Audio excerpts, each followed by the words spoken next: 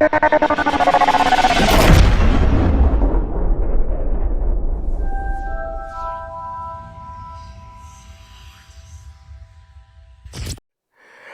ரவி அவருடைய பையன் வாரிசுதாரராக சேர்த்துருக்காரு. என் பையனை நான் தான் என் வாரிசுதாரரை சேர்க்க முடியும். அதுக்கு நான் சொன்னேன், உன் பையனை நான் சேர்த்தா உன் குடும்பத்தில் குழப்பமுடான்னு சொன்னேன். உன் பையனை நான் சேர்க்க முடியாது, என் பையனை தான் நான் சேர்க்க முடியும் வாரிசுதாரரை. படத்தில் நடிச்சுக்கிட்டு இருக்கான், நாடகத்தில் நடிக்கிறான். அவன் கேட்குறான், அப்போ ப்ரூவ் பண்ண முடியுமா? என்னது ப்ரூவ் பண்ணுறது? நடித்ததை ப்ரூவ் பண்ணுறதா, என் மாமன்னு ப்ரூவ் பண்ணுறதா? சொல்லு. என் மாமன்னு ப்ரூவ் பண்ணணும்னு சொன்னால் நான் எல்லார் மாமனையும் கேட்டுருவேன், எல்லா வாரிசு மாமனையும் கேட்பேன். நான் கொண்டாங்கடா சர்டிஃபிகேட்டுன்னு எல்லாத்தையும் கேட்பேன். சொன்ன உடனே தான் இப்போ கொஞ்சம் அடங்கி இருக்குது. அது எதுக்காக சொல்கிறேன்னா, சும்மா வாய்க்கு வந்தபடி இஷ்டத்துக்கு பேசணும்னு நினச்சா, நான் எதுக்கு வாய் திறக்காமல் இருக்கிறேன்னா, பாவம் எல்லோரும் சொல்கிறாங்க, என்னங்க நீங்கள் திட்டினீங்களாமே, நீங்கள் திட்டிங்களா? என்னடா திட்டினது? எதுக்கு திட்டுறோம்? தூங்கி எழுந்திரிச்சு கொட்டாய் விட போதேவா திட்டுவோம்? நல்லா தூங்குறேன், என்னை யாரும் எழுப்பாதீங்கன்னு தூங்கிட்டு இருக்கும்போது யாரோ தப்பாக எழுதுனா திட்டுவோம். நான் தான் சொன்னேன் இல்லை நல்லா தூங்கிட்டு இருக்கிறேன்னு. தூங்க போகிறேன், இன்றைக்கி ஷூட்டிங் இல்லைடான்னு சொன்னேன், ஏன்டா என்னை எழுப்புனேன் திட்ட மாட்டோமா? அங்கே திட்டுவோம்.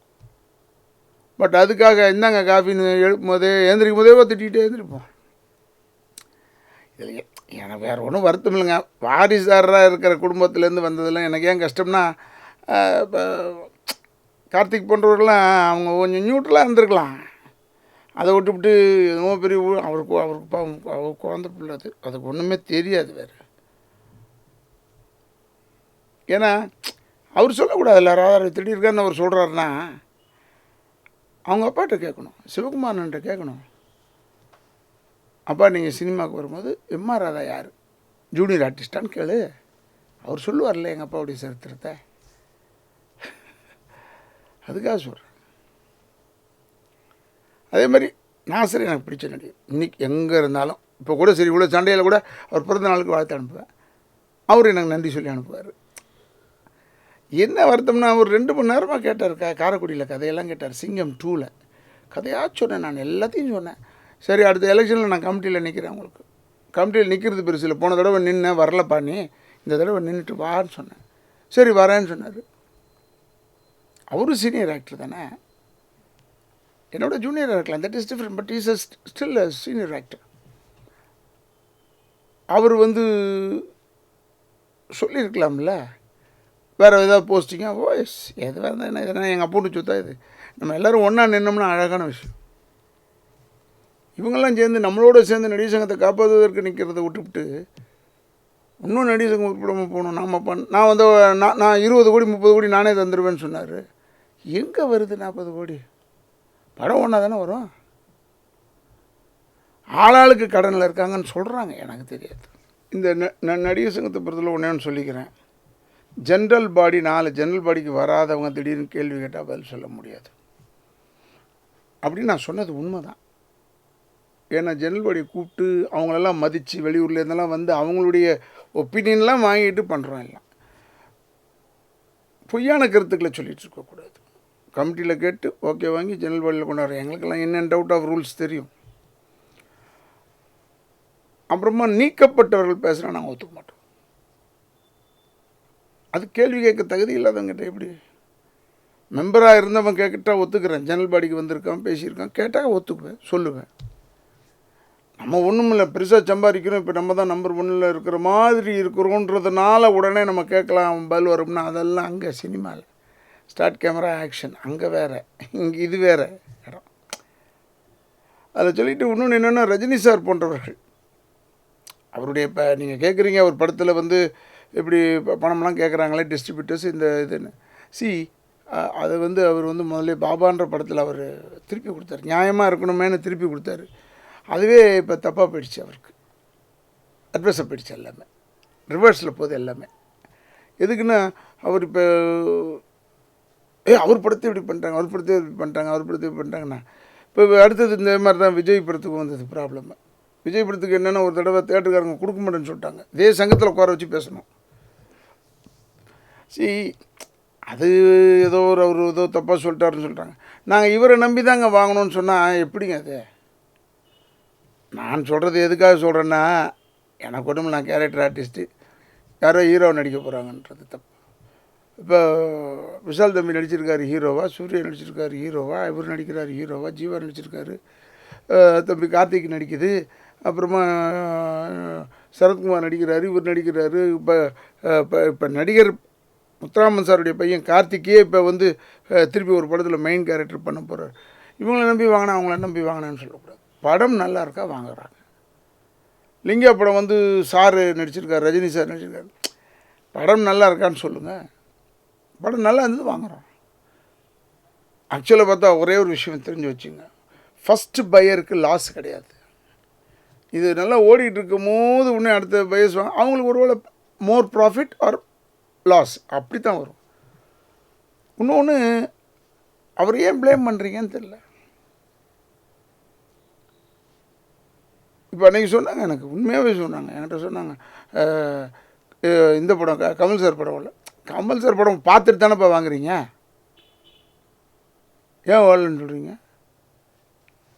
ஒரே லிஸ்ட் ஆஃப் படமாக கொடுக்குறாங்க. புறம்போக்கு ஓடல, மாறி ஓடல, அது ஓடல, இது ஓடல, இதெல்லாம் பார்த்துட்டு தானேப்பா வாங்குறீங்க. பிளைண்ட் ஃபோல்டடாக யாரும் வாங்குறது இல்லையே. அது யார்கிட்ட கேட்கணுமோ, உங்கள் ப்ரொடியூசர்கிட்ட தான் பேச வேண்டிய விஷயம், நாட் டு த ஆர்டிஸ்ட். ஏன் இப்போ ஆர்டிஸ்ட்டு மட்டும் பிடிக்கிறீங்க? அதில் ஒர்க் பண்ண கேமராமேன் இருக்கார், அதில் ஒர்க் பண்ண மியூசிக் டைரக்டர் இருக்கார், அதில் ஒர்க் பண்ணுற கேமரா அசிஸ்டண்ட் யூனியன் இருக்குது, டிரைவர்ஸ் யூனியன் இருக்குது. எல்லா யூனியனையும் கேட்க வேண்டியது தானே. 24 யூனியன் இருக்குங்க. அதில் ஒரு படத்தில் இன்வால்மெண்ட்டு 24 யூனியனும் கேட்க வேண்டியது தானே. அதை விட்டுட்டு ஒரே ஒரு நபர் அந்த நடிகரை வச்சு கேட்டால் அவர் முகம் தானே தெரியுது, அவரை வச்சு தானே. இது எங்கே முகம் தெரியுதுனால ஒரு குற்றமா என்ன? இந்த கேரக்டராக நடித்து சொல்கிறாங்க, அவ்வளோதான். இப்போ கடலில் போய் விழுங்கன்னு சொன்னால் எல்லோரும் விழுந்துருவாங்களான்னா நம்பி யாரும் விழ மாட்டோம். அது மாதிரி தான், உங்களுக்கு பிடிக்கலையா படத்தை வாங்காதீங்க, பிடிச்சா படத்தை வாங்க போகிறீங்க. ஓடலைன்னா அதுக்கு என்ன செய்ய முடியும்? சரி ஓடிச்சு, அப்போ யாராவது ப்ராஃபிட் கொடுத்துருக்காங்களா? கொடுத்ததில்லை. இந்தளவுக்கு மோசமாக எனக்கு வந்து நான் டிஸ்ட்ரிபியூட்ரு என் மேலே தப்பு சொல்லும் போது இது நம்ம பூமி எடுத்தேன், அதில் ஒரு டிவியில் போட்டுட்டாங்க, அவங்க என்ன கேட்காம எனக்கு சொல்லலை. பட் நான் அதில் ஏதோ பணம் சம்பாரிச்சிட்டேன்னு சொன்னாங்க. நேராக போய் சிந்தாமணி முருகேசன் தலைவர் மதுரையில் கூட்டம் போட்டிருந்தாங்க. அந்த கூட்டத்தில் என்னது ஒரு அஜெண்டா, ராதாரவி படம் இது நம்ம பூமி வந்துருச்சு, எல்லோரும் ஃபைன் போடணும். அப்போ எல்லோரும் ஃபைன் போட்டு கேட்டால் என்கிட்ட காசு இல்லை. நேராக போனால் 2.25 லட்ச ரூபாய் என் கையில் இருக்குது, இந்தாங்க எடுத்துக்கிறேன், நீங்கள் பிரிச்சுங்கன்னு சொல்லி கொடுத்துருவன்ட்டு தண்டமாக ஃபைன் கட்டினேன் நான். அந்த டிவியில் என்ன கேட்காம கொள்ளாமல் படம் போட்டாங்க, வித்தவுட் பர்மிஷன் போட்டாங்க. அப்போ போடலாம், அந்த டைம்லலாம் அப்படி போடலாம், இப்போ போட முடியாது. இது எதுக்காக சொல்கிறேன்னா, எனக்கு அப்படி ஒரு சிக்கல் வந்தது. நான் டிஸ்ட்ரிபியூட்டர் மதிக்கலைன்னா நான் மதுரைக்கு வரவே மாட்டேன்னு சொல்லியிருக்கலாம்.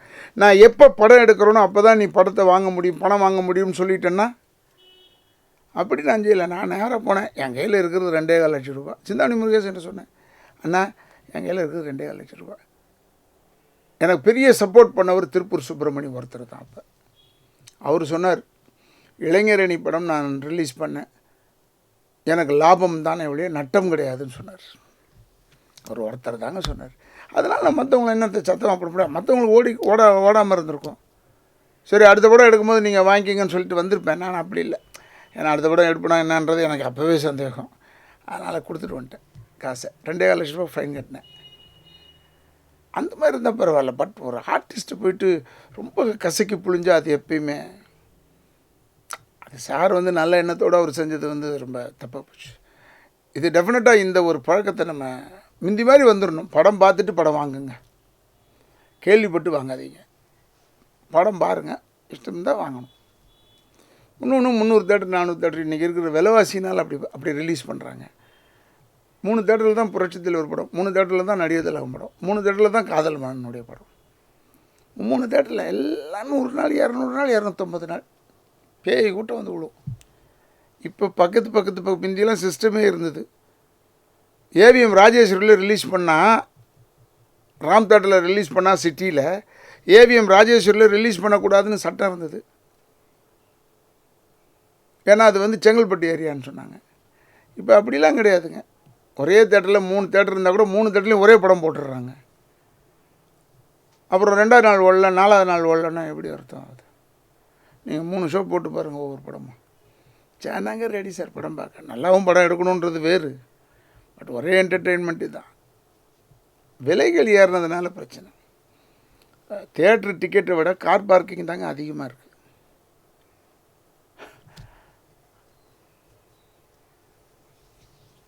எதுக்காக சொல்கிறேன்னா, எந்தெந்த இடத்துல குறைக்கணுமோ அதெல்லாம் குறைச்சா எப்போயுமே படங்கள் ஓடிட்டுருக்கும். ஏன்னா இருக்கிற விலைவாசிக்கு நிறைய தேட்டர் ரிலீஸு, நிறைய income. You show the income. எல்லாம் கோடி கோடியாக நட்டோன்னு சொல்கிறாங்க, அடுத்தது பார்த்தா படம் வாங்குறாங்க. கோடி கோடியாக நட்டோன்னு சொல்கிறாங்க, அடுத்தது படம் எடுக்கிறாங்க. இவரால் தாங்க நட்டோன்னு சொல்கிறாங்க, அவரை வச்சே எடுக்கிறாங்க படம். ஒருத்தரால் நட்டோம்னு சொல்கிறோம்ல, அப்புறம் ஏன் எடுக்கிறீங்க? நான் நேற்று கேட்டேன், நேற்று முந்தினது கேட்டேன் ப்ரொடியூசருக்குன்னு சொல்ல. வேறு வழி இல்லை, நான் என்னென்ன செய்கிறதுன்னு கேட்குறேன். சகோதரர் ஆர்யாவை அன்றைக்கி சொல்லிட்டு உண்மை. ஏன் நான் பேர் வச்சு ஓப்பனாக சொல்கிறேன்னா, ஏன்னா அவங்களுக்குலாம் தெரியணும். இது நான் பேசினேன் இதெல்லாம். சகோதரர் ஆர்யா வச்சு சொன்னாங்க, இப்படி ஆயிடுச்சு அப்படி ஆயிடுச்சு படம். நான் சொன்னேன், ஏன் வேண்டாம் வாங்கினீங்க? அவர் கேட்குறாருங்க, ஏன் கொடுக்குறீங்க? கொடுக்காதீங்க. அவர் வந்து உங்கள் வீட்டுக்கு கொடுக்குறாரு, கேட்குறாரு. அவரை போட்டால் படம் மூவ் ஆகுதுன்னு தெரியுது. அதனால தானே அவன் என்ன செய்வான் பாவன் நடிகை. I always support my artist. Producer ஒரு கண்ணு, டைரக்டர் ஒரு கண்ணுன்னு சொல்கிறவன், அவங்கக்கிட்ட நன்றியோடு இருப்பேன். ஆனால் என்னுடைய நடிகர் இனத்தை விட்டு கொடுக்க முடியாது. நான் சொன்ன கருத்துக்களில் வந்து உங்களுக்கு ஏதாவது தவறாக தெரிஞ்சாலோ எதுவாக இருந்தாலும் you can just way contact. உங்கள் கற்பனையிலேயே இந்த ஃபேஸ்புக்கு, குயிக்கரு, ட்விட்டர், கிட்டர் என்னமோ சொல்கிறாங்க, அதிலெல்லாம் போட்டுக்கிட்டு நீங்கள் சந்தோஷப்பட்டுட்டு இருக்காதீங்க. ஏன்னா இப்படி தான் ஒரு வாட்டி படம் நீங்கள் ஏன் கொடுக்க மாட்டீங்க எனக்குன்னு யாரையோ கேட்டேன் நான் மேடையில். இவர் என்ன எல்லா இடத்தையும் பிச்சை எடுக்கிறாரு, வாய்ப்பு கேட்குறதுக்கு பிச்சை எடுக்கிறதுக்கு வித்தியாசம் இருக்கிறாஜான்னு சொன்னேன். இது பேஷன், இது உனக்கு புரியாது இவங்களுக்கு. அதனால் அந்த மாதிரிலாம் சும்மா ஃபுல்லிஷாக கொடுக்காதீங்க. நல்ல அறிவோடு கொடுங்க, உங்களை நான் அப்ரிஷியேட் பண்ணிக்கிட்டே இருப்பேன். என்னை திட்டுறது கூட அறிவோடு திட்டுங்க, அப்ரிஷியேட் பண்ணுறேன் என்று சொல்லி இவ்வளோ நேரம் பார்த்து கொண்டிருந்த உலகளாவிய தமிழ் நெஞ்சங்கள், இந்த நெட் டிவி ஃபார் யூ இதை பார்க்கக்கூடிய நேயர்களுக்கு இதை வந்து நேரம் ஒதுக்கி எனக்காக இந்த இன்டர்வியூ கொடுக்கணும்னு சொல்லி இங்கே வந்து நின்று என்கிட்டேருந்து எடுத்த என்னுடைய பழைய நண்பர் ஸ்ரீதர் அவர்களுக்கும், மேலும் உள்ள டெக்னீஷியன்ஸ் அத்தனை பேருக்கும், என்னுடைய குடும்பத்தின் சார்பாகவும் திராவிட இயக்கத்தின் சார்பாகவும் நன்றியை கூறி விடைபெறுகிறேன். நன்றி, வணக்கம். பண்ணிட்டே ராதாரவி பொம்பளைங்களுக்கு கூப்பிடல, தப்பு இல்லைடா. ஆம்பளை பொம்பளை தான் கூப்பிடணும், ஆம்பளை தான் கூப்பிடக்கூடாது. இவர் சொல்கிறார் விஷால், எங்கள் வெளியூர் நாடக நடிகள் விட மாட்டோம். இவர் நாடகத்தந்த அவர் சொல்கிறார், நாடகக்காரர்கள் நான் விட மாட்டேன், அப்படியே கூப்பிட்டு வருவேன், பஸ்ஸில் சாப்பிட வைப்பேன், மெட்ராஸு சுற்றி காட்டுவேன், ஓட்டு போட வைப்பேன். லஞ்சம் கொடுக்குறேன்னு அர்த்தம் விடாது.